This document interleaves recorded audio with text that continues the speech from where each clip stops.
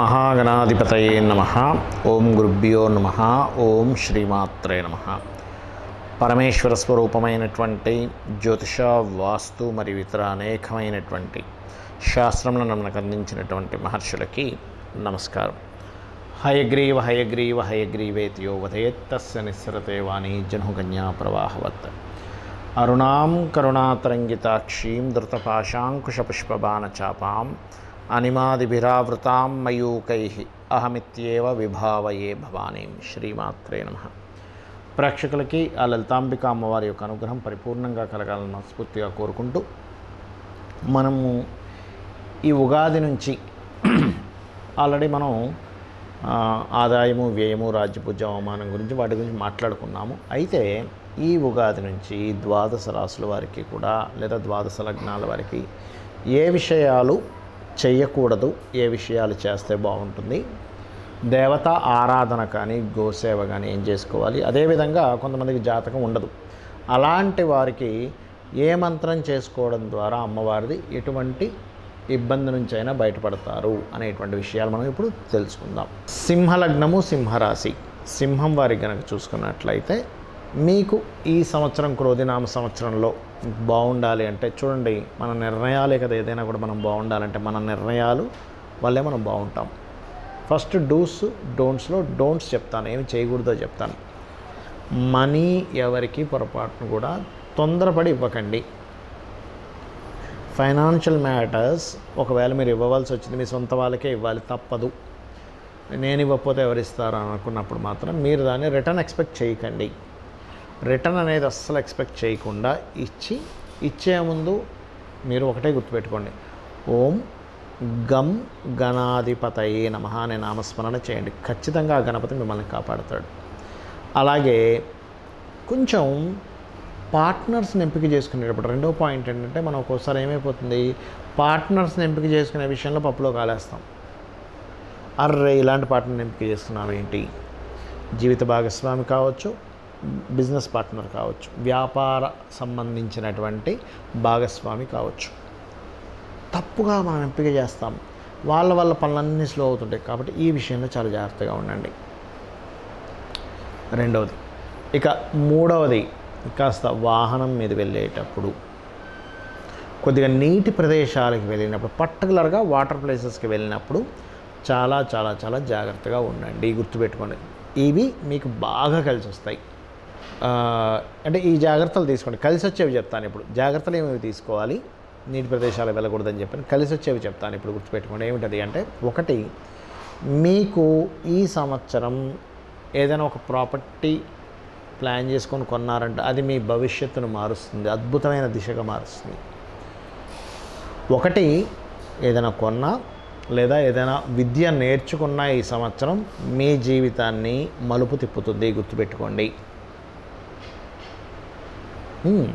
అలాగే మరొకటి ఏంటంటే, మీ తల్లిదండ్రులు కావచ్చు, మీ గురువులకు సంబంధించినవి కావచ్చు, ఒక మంచి వాళ్ళ వల్ల ఒక మంచి జరగడం ఇట్లాంటివి ఉంది. ఇక మరొక విషయం ఏంటంటే, ఇక్కడ వాహన రంగాల్లో ఉంటారు, వాళ్ళకి వాహనం మూలంగా ధనయోగం ఉంది, లేదా కన్స్ట్రక్షన్ మూలంగా ధనయోగం ఉంది, లేదా ఆర్గానిక్ ఫార్మింగ్ ద్వారా ధనయోగం ఉంది. అంటే భూమిని ఆశ్రయించుకొని వాస్తు మన వాహనాన్ని సంబంధంగాను, భూమి, వాహనము, వీటిని ఆశ్రయించి ఎవరైతే వ్యాపారాల్లో ఉంటారో వాళ్ళకి నిజంగానే వాళ్ళ జన్మజాతకాల్లో ఏమని నాకు దీనివల్ల ధనయోగం ఉంది అనుకునేటువంటి వారికి, సింహరాశి వారికి ఆర్ సింహలగ్నం వారికి ఇదొక గొప్ప అవకాశం. ఇక మీరు చేయవలసిన దేవతారాధన ఏమిటి, దత్తాత్రేయుని యొక్క ఆరాధన. జయ గురుదత్త, శ్రీ గురుదత్త అనుకోండి, అన్ని విజయాలు ఉంటాయి. నూనె దానంగా ఇవ్వండి, నువ్వులు దానంగా ఇవ్వండి. వివాహ సంబంధాలు కుదరకపోతే, మనీ బాగా స్ట్రక్ అయిపోతుందండి, ఓం గం గణాధిపతయే నమః అనుకుంటూ గరికతో పూజ చేయండి. అద్భుతమైనటువంటి రిజల్ట్స్ మీరు చూస్తారు. మరి చాలామందికి జాతకాలు ఉండవు. అంటే వాళ్ళు పూర్వం ఏంటంటే వాళ్ళు నోట్ చేసేవారు కాదు, ఒకవేళ నోట్ చేసినా మిస్ అవ్వచ్చు. కాబట్టి ఏంటి, వాళ్ళకి లగ్నం తెలియదు, నక్షత్రం తెలియదు, రాశి తెలియదు, ఎప్పుడు పుట్టారో తెలియదు. మరి వారికి ఏమిటి, మరి అలాంటి వారికి కూడా ఉందా జ్యోతిష్ శాస్త్రంలో అంటే, అమ్మవారిని కనుక మీరు పట్టుకున్నట్లయితే మీ జాతకం ఎలా ఉన్నా సంబంధం లేదండి.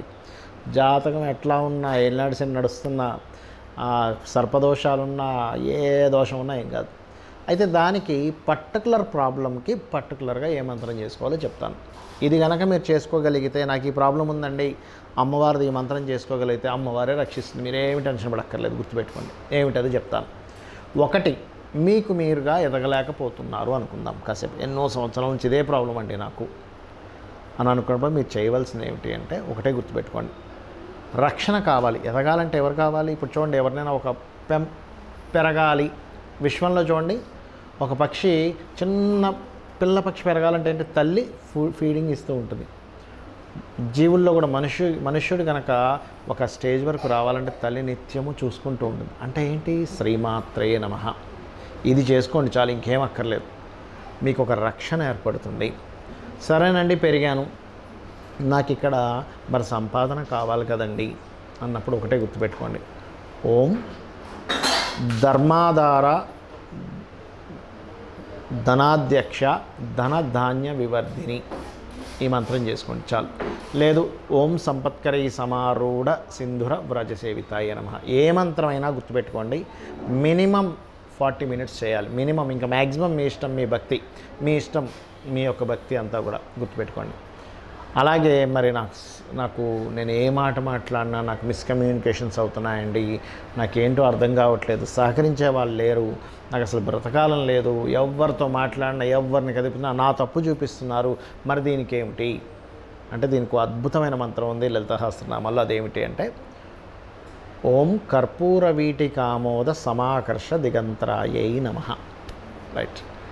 మరి కొంతమందికి ఇల్లు కట్టుకుందాం అనుకుంటారు. మరి ఈ సంవత్సరమైనా అవుతుందో లేదో, కనీసం ఇల్లు కట్టుకోగలనో లేదో, స్థలం కొనుక్కోగలనో లేదో, మరి ఇంట్లో ఏదో వాస్తుదోషం ఉందండి, దీని పరిస్థితి ఏమిటి, నాకు ఎట్లాగో ఈ సంవత్సరం ఎలా గడవాలి, నాకు అర్థం కావట్లేదు అనుకున్నప్పుడు ఒకటే గుర్తుపెట్టుకోండి, ఇంట్లో వాస్తుదోషం ఉందనుకోండి, మణిద్వీప వర్ణన చదివిపించండి. మీరు చదవలేరు, కనీసం వినండి, సరిపోతుంది. లేదు, ఇల్లు కట్టుకోవాలనుకుంటున్నాను, ఇంట్లో ఉన్న దోషాలు కూడా పోవాలనుకుంటే ఒకటే గుర్తుపెట్టుకోండి, ఓం వదనస్మర మాంగళ్య గృహతోరణ చిల్లికాయై నమః చేసుకోండి, సరిపోతుంది. ఒకవేళ మీకు సంతాన ప్రాప్తి కావాలి, ఏమంటే ఈ సంవత్సరమైనా నాకు సంతానం కలుగుతుందా, నా జాతకం తెలియదు, నా నక్షత్రం తెలియదు, అలాగా ఏం టెన్షన్ పడకండి.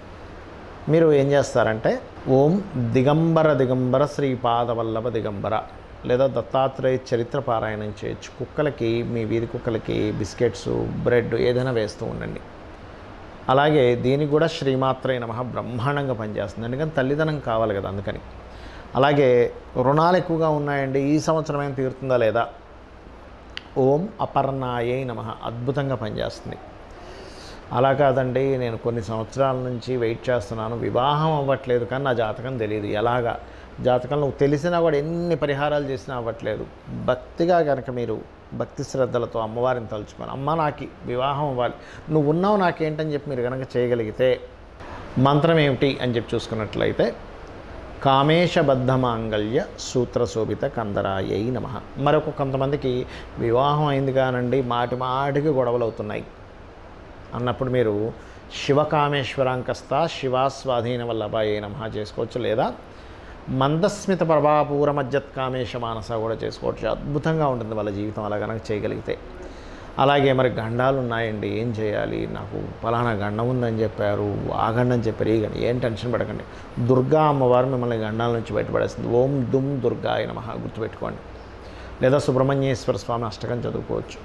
మరి నాకు మూలధనం లేదు, లేదా నేను ఒక ఉన్నత చదువులు చదువుదాం అనుకుంటున్నాను, అలాంటప్పుడు మీరు చేయవలసింది ఏంటంటే హయగ్రీవ స్తోత్రం లేదా ఓం హయగ్రీవాయ నమః అనుకోవచ్చు. లేదా రాజరాజేశ్వరి అమ్మవారి యొక్క స్తోత్రం చేసుకోవచ్చు. ఇవి కనుక చేసుకున్నట్లయితే ఖచ్చితంగా బాగుంటుంది. మరియు దీంతోపాటు మరి ఉద్యోగం లేదండి, ఉద్యోగ ప్రాప్తి కావాలండి అని అనుకున్నప్పుడు ఒకటే గుర్తుపెట్టుకోండి, ఓం మాణిక్య మకుటాకార జానుద్వయ విరాజితాయై నమః.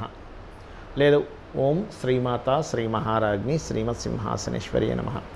ఉద్యోగం కాదండి, నాది వ్యాపారము, వ్యాపారంలో బాగా లాభాలు రావాలి, ఏం చేయాలి, ఒకటే గుర్తుపెట్టుకోండి, తమలపాకులు చక్కగా ఒక 21 కానీ 41 కానీ తమలపాకులు అమ్మవారి దగ్గర పెట్టి ఒక మంత్రం చెప్తాను. ఏమిటది అంటే, ఓం ఇంద్రగోప పరిక్షిప్త స్మరతూనాభజంగికాయై నమః అని ఇచ్చేసి ఒక 40 మినిట్స్ చేయండి అమ్మవారి దగ్గర పెట్టి. అమ్మవారి ప్రసాదంగా తీసుకొని వాటిని మనకి చూడండి తోరణం కట్టినట్టుగా మీ యొక్క షాపుకో మీ ఆఫీస్కో దేనికైనా తోరణంలా కట్టండి. అమ్మవారి శక్తితో మీకు ఆకర్షణ శక్తి వస్తుంది. ఎన్ని రోజులు చేయాలి, మీకు అభివృద్ధి ఎంతవరకు అయితే అన్ని రోజులు చేయండి.